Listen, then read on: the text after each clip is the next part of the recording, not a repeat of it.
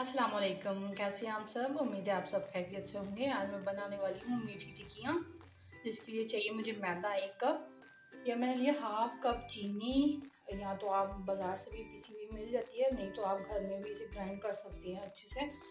लिया 1 टीस्पून मैंने लिया घी, इलायची लिए मैंने छोटी हाफ टी स्पून, तिल लिए मैंने तकरीबन 2 टीस्पून, सूजी मुझे चाहिए हाफ कप और दूध यहाँ मैंने लिया 1 कप।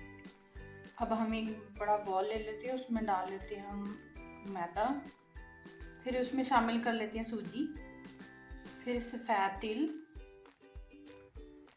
छोटी इलायची, उसके बाद हम शामिल करते हैं चीनी। पहले मिक्सचर को हम अच्छे से मिक्स कर लेते हैं। अब हम इसमें डालेंगे ज़र्दा कलर, ये ऑप्शनल है, अगर आपको नहीं पसंद तो आप मत डालिए, और मैं डालती हूँ, ये मैंने ऐड कर लिया है। तकरीबन 1 पिंच चाहिए मुझे ज़र्दा रंग। आप इसे मिक्स कर लेते हैं।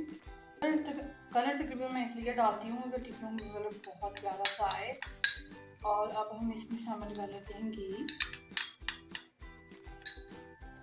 अब हम इसमें दूध डालकर तकरीबन जैसे हम डो बनाते हैं उस तरह डो, क्योंकि डो मैंने बिल्कुल रेडी करके रख लिया है। तकरीबन इसे 5 मिनट के लिए हम रख देंगे, फिर इन्हें बेलेंगे जैसे हम रोटी बेलते हैं। बेलकर इन्हें छोटे छोटे टिक्कियों टाइप शक्ल में काट कर इन्हें फिर फ्राई करें। ये टिक्कियाँ बनाकर फ्रीज़ कर लेंगे थोड़ी सी, तकरीबन 5 से 10 मिनट के लिए, ताकि ये थोड़ी सी सख्त हो जाए, फ्राई अच्छे से हो जाती हैं। फिर इस तरह मैं यहाँ पे लूँगी घी, आप चाहें तो ऑयल भी ले सकती हैं, पर घी में ये ज़्यादा टेस्टी लगती है। घी थोड़ा सा मेल्ट हो जाए, गर्म हो जाए थोड़ा सा, इसके बाद हम टिक्कियाँ डालेंगे इसमें।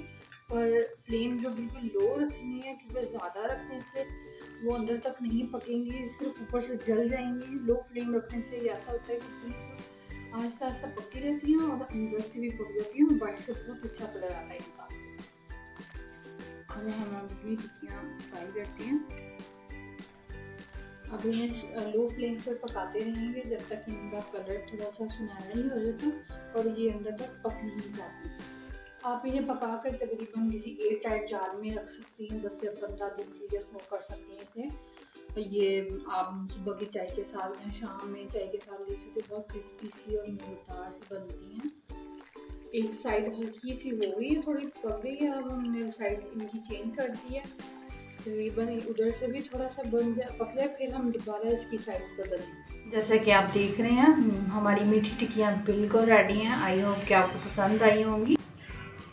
लाइक और शेयर ज़रूर कीजिएगा।